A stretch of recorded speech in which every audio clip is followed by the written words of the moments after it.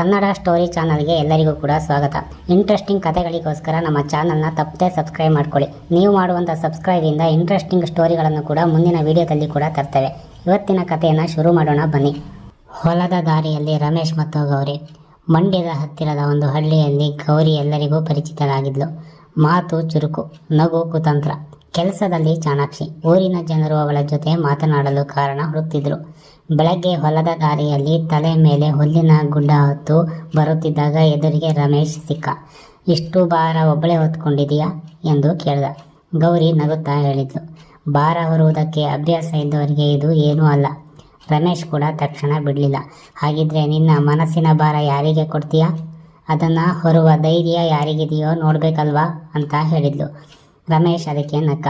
ಗ್ರಾಮದ ಗಾಳಿ, ಹೊಲದ ವಾಸನೆ, ಅವಳ ಮಾತಿನ ಚುಟುಕು ಎಲ್ಲವೂ ಸೇರಿ ಅವನ ಮನಸ್ಸನ್ನೇ ಕಾಡತೊಡಗಿದ್ವು. ಹಳ್ಳಿಯಲ್ಲಿ ಜಾತ್ರೆ ಶುರುವಾಯಿತು. ಬೆಳಕು, ಡೊಳ್ಳು, ಚುರುಕು, ಜನಸಂದಣಿ. ಗೌರಿ ಕೆಂಪು ಸೀರೆಯಲ್ಲಿ ಬಂದಾಗ ಅನೇಕರ ಕಣ್ಣು ಅವಳ ಕಡೆ ತಿರುಗಿತು. ರಮೇಶ್ ಅವಳ ಹತ್ತಿರ ಬಂದು ನಿಧಾನವಾಗಿ ಹೇಳ್ದ, ಇವತ್ತು ಜಾತ್ರೆಗಿಂತ ಜನ ನಿನ್ನನ್ನೇ ಹೆಚ್ಚು ನೋಡ್ತಿದ್ದಾರೆ. ಗೌರಿ ಕಣ್ಣು ಎತ್ತಿ ನೋಡಿದ್ಲು. ನೋಡೋದು ಸುಲಭ, ಅರ್ಥ ಮಾಡಿಕೊಳ್ಳೋದು ಕಷ್ಟ ಅಂದ್ಲು. ಹಾಗಿದ್ರೆ ನಿನ್ನ ಅರ್ಥ ಮಾಡ್ಕೊಳ್ಳೋ ಅವಕಾಶ ಕೊಡ್ತೀಯಾ?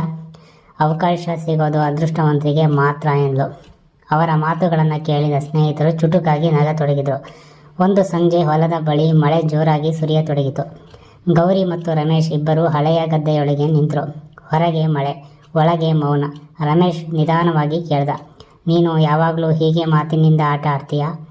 ಗೌರಿ ತಲೆ ಎತ್ತಿ ಹೇಳಿದ್ಲು, ಕೆಲವರಿಗೆ ಮಾತೇ ಸಾಕಾಗುತ್ತೆ. ಮತ್ತೆ ಕೆಲವರಿಗೆ. ಅವಳು ನಗುತ್ತಾ ಹೇಳಿದ್ಲು, ಅವರು ಸ್ವಲ್ಪ ಅಪಾಯಕಾರಿ. ರಮೇಶ್ ಅವಳ ಕಣ್ಣಲ್ಲಿ ನೋಡ್ತಿದ್ದ. ಹೊರಗೆ ಮಿಂಚು ಹೊಳೆಯಿತು. ಒಳಗೆ ಒಬ್ಬರ ಮೌನ ಇನ್ನೂ ಗಾಢವಾಯಿತು. ಮಳೆ ನಿಂತ ಮೇಲೆ ರಮೇಶ್ಗೆ ಗೌರಿಯ ಮಾತುಗಳು ಮನಸ್ಸಿನಿಂದ ಹೋಗಲಿಲ್ಲ. ಮರುದಿನ ಬೆಳಗ್ಗೆ ಟೀ ಅಂಗಡಿಯಲ್ಲಿ ಸ್ನೇಹಿತರು ಚುಡಾಯಿಸಲು ಕೂಡ ಶುರು ಮಾಡಿದರು.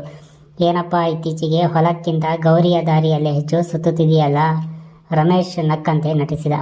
ನಿಮಗೇನು ಬೇರೆ ಕೆಲಸ ಇಲ್ವಾ? ಅಷ್ಟರಲ್ಲಿ ಅಂಗಡಿಯ ಮುಂದೆ ಗೌರಿ ಹಾದು ಹೋಗ್ತಿದ್ಲು. ಕೈಯಲ್ಲಿ ಹಾಲಿನ ಪಾತ್ರೆ, ಮುಖದಲ್ಲಿ ಅದೇ ಕುತಂತ್ರ ನಗು. ಅವಳು ನಿಂತು ಕೇಳಿದ್ಲು, ಯಾರ ಬಗ್ಗೆ ಎಷ್ಟು ಗುಟ್ಟಾಗಿ ಮಾತಾಡ್ತಿದ್ದೀರಾ? ಒಬ್ಬ ಸ್ನೇಹಿತ ತಕ್ಷಣ ಹೇಳ್ದ, ನಮ್ಮ ರಮೇಶ್ಗೆ ಇತ್ತೀಚೆಗೆ ಮಳೆಯೇ ಹೆಚ್ಚು ಇಷ್ಟ ಆಗ್ತಿದೆ. ಗೌರಿ ರಮೇಶ್ ಕಡೆ ನೋಡಿ ನಕ್ಳು. ಕೆಲವರು ಒದ್ದೆಯಾಗೋದು ಇಷ್ಟಪಡುವವರು ಅಂತೆ. ಟೀ ಅಂಗಡಿ ಅವತ್ತು ಸಂಪೂರ್ಣ ನಗುವಿನಿಂದ ಗದ್ದಲವಾಯಿತು.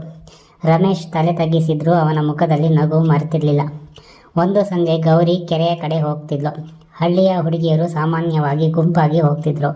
ಆದರೆ ಆ ದಿನ ಅವಳು ಒಬ್ಬಳೇ ಹಿಂಬದಿಯಿಂದ ರಮೇಶ್ ಧ್ವನಿ ಕೇಳಿಸ್ತು. ಒಬ್ಬಳೇ ಹೋಗ್ತಿದ್ದೀಯಾ ಅಂತ ಕೇಳ್ದ. ಗೌರಿ ಹಿಂದೆ ತಿರುಗದೆ ಹೇಳಿದ್ಲು, ಭಯ ಆಗೋವರೇ ಜೊತೆ ಹುಡುಕ್ತಾರೆ. ಹಾಗಿದ್ರೆ ನಿನಗೆ ಭಯ ಆಗಲ್ವಾ ಅಂತ ಕೇಳ್ದ. ಭಯಕ್ಕಿಂತ ಜನರ ಮಾತು ಹೆಚ್ಚು ಅಪಾಯ ಅಂದ್ಲು. ರಮೇಶ್ ಅವಳ ಜೊತೆ ನಡೆಯತೊಡಗಿದ. ಕೆರೆಯ ನೀರಿನ ಮೇಲೆ ಸಂಜೆ ಸೂರ್ಯನ ಬಣ್ಣ ಚೆಲ್ಲತೊಗೊಂಡಿತು. ಗೌರಿ ನೀರು ತುಂಬುತ್ತಾ ಕೇಳಿದ್ಲು, ನೀನು ಯಾವಾಗಲೂ ನನ್ನ ಹಿಂದೆ ಬರ್ತೀಯಾ? ಮುಂದೆ ಬರೋ ಅವಕಾಶ ಕೊಡ್ತೀಯಾ ಅಂತ ಕೇಳ್ದ. ಅವಳು ಅದಕ್ಕೆ ನಕ್ಕು. ನನ್ನ ಜೊತೆ ನಡೆಯೋದು ಸುಲಭ ಅಲ್ಲ, ಪ್ರಯತ್ನ ಮಾಡ್ಬೋದಲ್ಲ. ಗೌರಿ ಪಾತ್ರೆ ಎತ್ತುಕೊಂಡು, ಪ್ರಯತ್ನ ಮಾಡುವವರು ಹಲವರು, ಕೊನೆಯವರೆಗೂ ನಿಂತ್ಕೊಳ್ಳೋರು ಕಡಿಮೆ ಅಂದ್ಲು. ಹಳ್ಳಿಯಲ್ಲಿ ಹಬ್ಬದ ಸಂಭ್ರಮ. ಎಲ್ಲೆಡೆ ದೀಪಗಳು, ಜನರ ಗದ್ದಲ, ಡೊಳ್ಳಿನ ಸದ್ದು. ಗೌರಿ ಸ್ನೇಹಿತರ ಜೊತೆ ನೃತ್ಯ ಮಾಡ್ತಿದ್ಲು. ರಮೇಶ್ ದೂರದಿಂದ ಅವಳನ್ನು ನೋಡ್ತಿದ್ದ.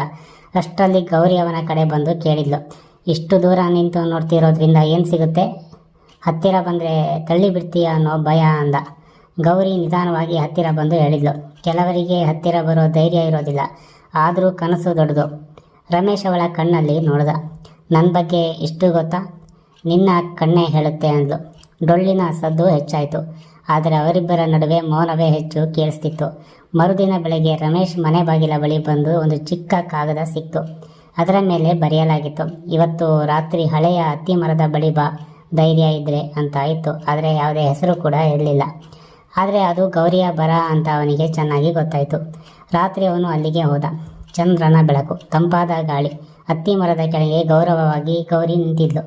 ನೀನು ಬರ್ತೀಯ ಅಂತ ಗೊತ್ತಿತ್ತು ಎಂದು. ಯಾಕೆ ಕರೆದೆ ಅಂತ ಕೇಳ್ದ. ಗೌರಿ ಸ್ವಲ್ಪ ಮೌನವಾಗಿ ನಿಂತಳು. ನಂತರ ನಿಧಾನವಾಗಿ ಹೇಳಿದ್ಲು, ಊರವರು ನನ್ನ ಬಗ್ಗೆ ತುಂಬ ಮಾತಾಡ್ತಾರೆ ಎಂದ್ಲು. ನನಗೆ ಜನರ ಮಾತಿಗಿಂತ ನೀನು ಮುಖ್ಯ ಎಂದ. ಗೌರಿ ಅವನ ಕಡೆ ನೋಡಿದ್ಲು. ಈ ಮಾತುಗಳು ಕೆಲವೊಮ್ಮೆ ಅಪಾಯ ಎಂದ್ಲು. ನಿನ್ನ ಜೊತೆ ಇದ್ದರೆ ಅಪಾಯ ಕೂಡ ಚೆನ್ನಾಗಿರುತ್ತೆ ಎಂದ. ಗೌರಿ ಅದಕ್ಕೆ ನಕ್ಕಳು. ಆ ನಗುವಿನಲ್ಲಿ ಮೊದಲ ಬಾರಿಗೆ ಕುತಂತ್ರಕ್ಕಿಂತ ನಿಜವಾದ ಸಂತೋಷ ಹೆಚ್ಚು ಕಾಣಿಸ್ತಿತ್ತು. ಆ ಮಾತು ಕೇಳಿದಾಗ ಗೌರಿ ಮೊದಲ ಬಾರಿಗೆ ಮೌನವಾಗಿಬಿಟ್ಲು. ಅವಳ ನಗುವಿನಲ್ಲಿ ಈ ಬಾರಿ ಚುಟುಕು ಇರಲಿಲ್ಲ. ಏನೋ ನಿಜವಾದ ಭಾವನೆ ಇತ್ತು. ಗಾಳಿ ನಿಧಾನವಾಗಿ ಬೀಸ್ತಿತ್ತು. ಹತ್ತಿ ಮರದ ಎಲೆಗಳು ಸರಸರನೆ ಶಬ್ದ ಮಾಡ್ತಿದ್ವು. ರಮೇಶ್ ಅವಳ ಕಡೆ ಇನ್ನೂ ಹತ್ತಿರ ಬಂದ. ಇಷ್ಟು ಮೌನವಾಗಿದ್ದೀಯಾ ಅಂತ ಕೇಳ್ದ. ಗೌರಿ ಕಣ್ಣು ತಗ್ಗಿಸಿದ್ಲು. ಕೆಲವು ಮಾತುಗಳು ಹತ್ತಿರ ಬಂದಾಗ ಹೇಳೋಕೆ ಕಷ್ಟ ಆಗತ್ತೆ ಅಂದ್ಲು. ಹಾಗಾದರೆ ಹೇಳಬೇಡ, ಕಣ್ಣಲ್ಲಿ ಇಟ್ಕೋ ಅಂದ. ಗೌರಿ ಅವನ ಕಡೆ ನೋಡಿ ನಕ್ಕಳು. ನೀನು ಮಾತುಗಳಿಂದ ಜನರನ್ನು ಸಿಕ್ಕಿಸೋದು ಚೆನ್ನಾಗಿ ಗೊತ್ತು ಅಂತ ಹೇಳಿದ್ದು. ಹಾಗಾದರೆ ನೀನು ಈಗ ಸಿಕ್ಕಿ ಬಿದ್ದಿದೀಯಾ ಅಂದ. ಅವಳು ನಿಧಾನವಾಗಿ ಅವನ ಭುಜಕ್ಕೆ ತಟ್ಟಿ ಮುಂದೆ ನಡೆಯತೊಡಗಿದ್ಲು. ಇನ್ನೂ ಯೋಚಿಸ್ತಿದ್ದೀನಿ ಅಂದ್ಲು. ರಮೇಶ್ ಕೂಡ ಅವಳ ಹಿಂದೆ ನಡೆಯತೊಡಗಿದ. ಮರುದಿನ ಊರಿನಲ್ಲಿ ಜಾತ್ರೆ ಕೂಡ ಶುರುವಾಗಿತ್ತು. ಎಲ್ಲೆಡೆ ಬಣ್ಣದ ದೀಪಗಳು, ಮಕ್ಕಳ ಗದ್ದಲ, ಡೊಳ್ಳಿನ ಸದ್ದುಗಳು. ಆದರೆ ರಮೇಶ್ ಮನಸ್ಸಲ್ಲಿ ಒಂದೇ ಒಂದು ಪ್ರಶ್ನೆ, ಗೌರಿ ನಿಜವಾಗಿಯೂ ತನ್ನ ಬಗ್ಗೆ ಏನು ಯೋಚಿಸ್ತಾಳೆ ಅನ್ನೋದು. ಜಾತ್ರೆಯಲ್ಲಿ ಅವಳು ಸ್ನೇಹಿತರ ಜೊತೆ ನಿಂತಿದ್ಲು. ಆದರೆ ಮಧ್ಯೆ ಮಧ್ಯೆ ಕಣ್ಣಂಚಿನಿಂದ ರಮೇಶ್ನನ್ನೇ ನೋಡ್ತಿದ್ಲು. ಅದು ಅವನ ಗಮನಕ್ಕೂ ಕೂಡ ಬಂತು. ಸ್ವಲ್ಪ ಸಮಯದ ನಂತರ ಗೌರಿ ಒಬ್ಬಳೇ ಜಿಲೇಬಿ ಅಂಗಡಿ ಕಡೆ ಹೋಗಿ ನೋಡಿದ್ಲು. ರಮೇಶ್ ಕೂಡ ಅಲ್ಲಿಗೆ ಹೋದ.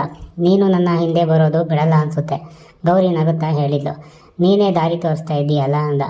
ಅವಳು ಜಿಲೇಬಿ ತೆಗೆದುಕೊಂಡು ಅವನ ಕಡೆ ಚಾಚಿದ್ಲು. ನಿಮಗೆ ಸಿಹಿ ಇಷ್ಟವಾ ಅಂತ ಕೇಳಿದ್ಲು. ಸೊ ಕೊಡುವವರ ಮೇಲೆ ಡಿಪೆಂಡ್ ಆಗುತ್ತೆ ಅಂತ ಅಂದ. ಗೌರಿ ನಿಧಾನವಾಗಿ ಕಣ್ಣು ಎತ್ತಿ ನೋಡಿದ್ಲು. ಹಾಗಿದ್ರೆ ಈಗ ಸಿಹಿಯಾ ಅಂತ ಕೇಳಿದ್ಲು.